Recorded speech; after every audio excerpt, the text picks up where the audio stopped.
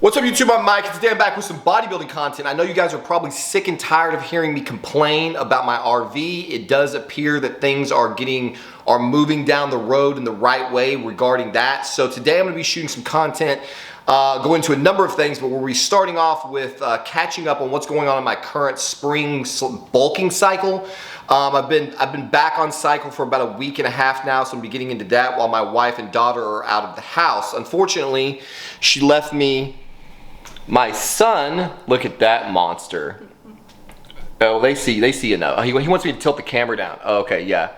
Get that. Okay.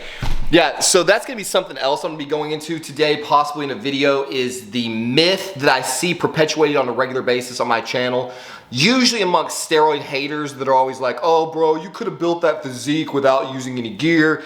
I think I'm gonna make an entire video about that, but for starters, what we're gonna get into right now is my diet. You guys keep asking me about what I eat. My diet is abysmal, which is why I don't talk about it.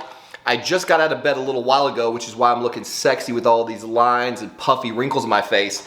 But to start the day, after waking up, we have a Jimmy Dean's breakfast bowl. This is total trash. You should probably not eat it if you care about having a decent physique. But it's what I eat because I'm an idiot. 22 grams of protein, 490 calories, 16 grams of carbs, and the rest is all fat, and the majority of it is bad fat, saturated fat, 15 grams. So that's what I start my morning with, but I start counting my calories after I go to sleep. So I cannot sleep through the night to save my life.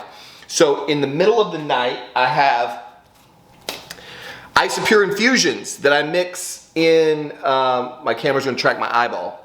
Isopure infusions that I mix in about 12 to 16 ounces of cran cherry juice. That is liquid candy. I made an entire video about it. You guys didn't watch it. It has like 400 views. Isopure infusions thank you. This cheap, great value cranberry black cherry juice. It is the tastiest way you can get your protein in if you like sweet stuff. So I have that overnight, and then at some point in the night I will eat about 6 of these Miss Baird's powdered sugar donuts. That's 375 calories, 3 grams of protein, and about 45 carbs. So whatever that math, quick math, 490 plus 375. 490, I said quick math. 820 something. Plus 90. 910. Am I eating 1,000? I guess that's about right between the two. So when I start counting calories at night, we have somewhere about almost 1,000 calories by the time that I actually fully start my day. So that's where we're at. I just got through getting my sausage bowl down, and then I'm gonna do some work around the house so that I can shoot some content. We've just recently been trying to put our house back together. Now I'm yelling in the camera. We've just recently been trying to put our house back together. This space right here that the cat has destroyed again, we've got to get a better litter box than this. This cat was an afterthought, and it's really making a mess. So this area right here in my dining room, this is actually like the breakfast nook in this house. I don't know why they call it that. That area was, until last night, completely full of all of our camping equipment. And I mean completely full. My wife and my son Paul over there, who you just saw on the camera, spent the better part of the day getting all of this stuff out of our kitchen and moved into another room because, again, we're still sort of in between. We don't know what the hell we're doing. So that's where we're at today, but I think this is gonna net me a new room in the house just for YouTube content. So we'll see if I can get that put together and come back to you guys with what you really care about, which is how the steroid cycle is going. There is Widow. Making, oh, it's not her debut. She's been on here before. So there you have it. I'll check back with you in a little bit. Go subscribe. Okay, now for the part of this video that you actually care about, where I am currently at with this spring cycle. So on March the 11th, I moved my doses up, or one of the doses up. So I jumped back up to 500 milligrams of Test C per week, and I'm keeping the primo dose at 200 milligrams for the early going until I stabilize on the Test C, and then I'm going to add in Trenbolone. That was the original plan that I expressed about a week ago. I have to admit, already I am struggling with that. I really just want to get back on the back on the trend. But let me sort of walk you through real quickly where we're at so far. So I made some videos previously saying that I'd been gone on vacation or traveling for an extended period of time, and I hadn't lifted in about 3 months. I felt like when I got back to the gym, that my body was in relatively the same shape that it was when I left, and I was basing that off of just looking in the mirror and looking at my weight on the scale. What I now know is that my eyeballs deceived me. When I left to go on our extended traveling trip, I was weighing about 190 pounds in the morning, 193 pounds in the evening. While I was gone, my weight climbed up a little bit to about 195, 196, and then fell back down. So when I got home from traveling, I was at about 190 pounds in the morning. Visually, I had a lot of fat around my lower, like that donut around your very center, the love handles in the lower back. A lot for me, not the overwhelming majority of people on this planet would still say that I look skinny, but for me, it was more body fat than I like to have. I like to have 6 visible abs basically at all times.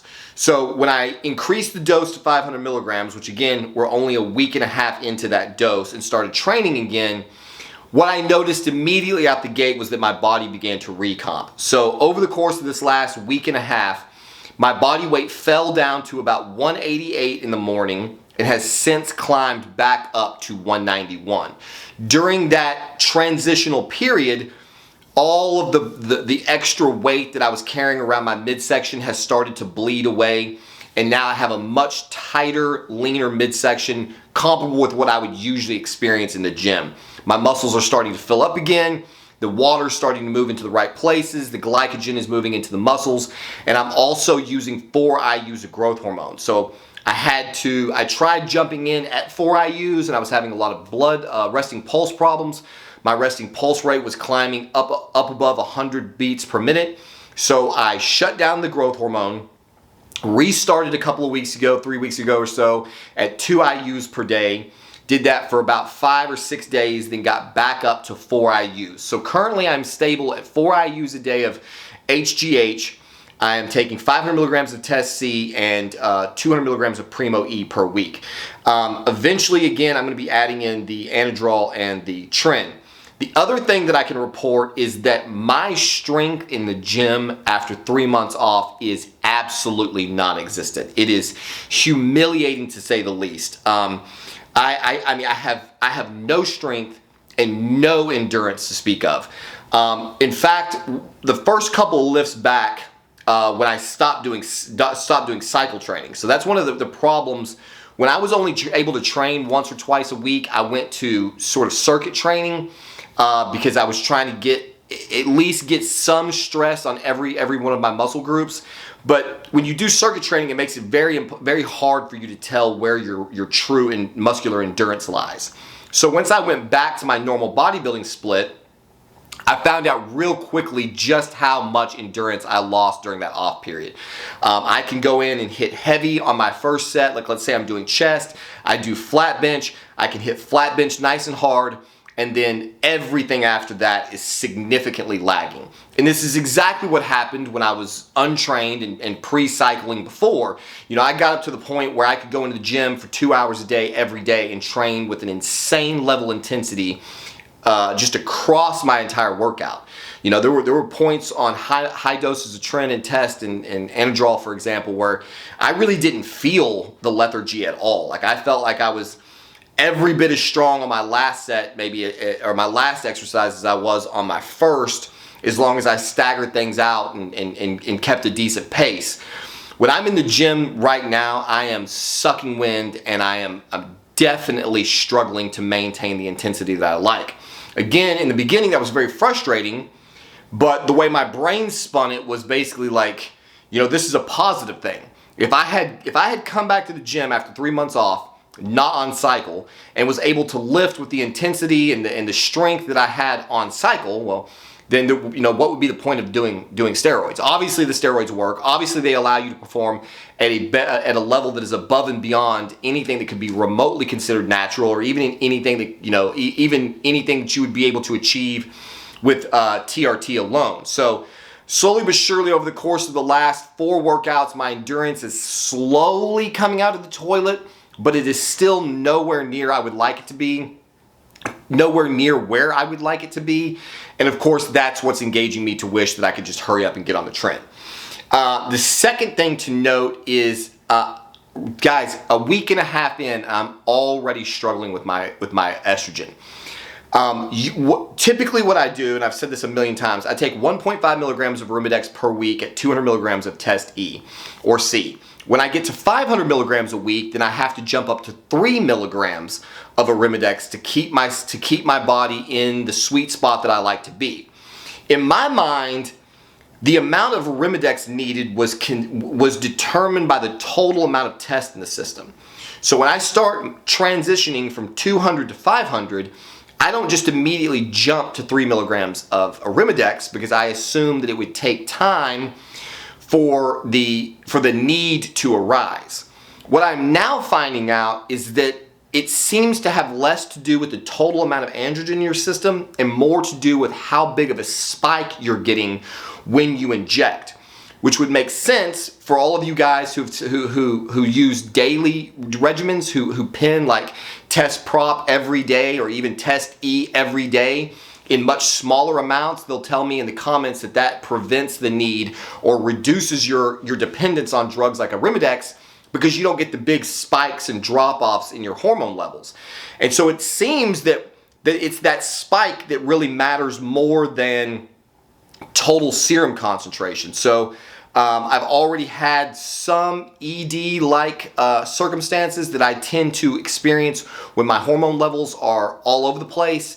And so I think for the past week, I've been at 2 milligrams of Arimidex, and I think I'm going to go ahead and just jump that back up to the 3 right now and not wait until I reach peak serum concentration. If that does in fact alleviate the E2 symptoms, then I'll know from now on that I just need to dose my Arimidex based on the size of the shot and not the total androgen in my system, which will make things a hell of a lot easier going forward.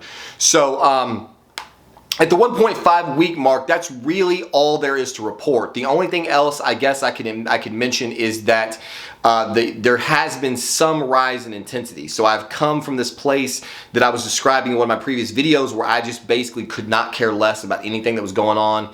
I just had this super laid back attitude. My wife would ask, "What do you want to do for dinner?" I don't care. The kids would come interrupt me in the middle of a video game. I didn't even give a shit. Or in the middle of trying to work on a video or whatever. It made me very pliable with my children, because if my daughter came, 10 times to interrupt whatever I was doing, I just immediately attended to her because I didn't really care at all about what I was doing to begin with. Now, with the rise in androgen levels and the rise of intensity, I'm starting to find myself already a little bit more irritable. It's a little bit difficult for me to just continuously pull myself away from working on a video or doing research on our RV or whatever it is that I might be doing. I'm starting to care about what I'm doing more, and so I'm less just like here for the family, whatever you guys need, just let me know. I'm becoming a little bit more selfish again, and so that I have noticed in my personality. I have not seen any changes in aggression. My wife and I are doing great with our relationship. We've been doing great for a very long time now. I say very, very long time for us.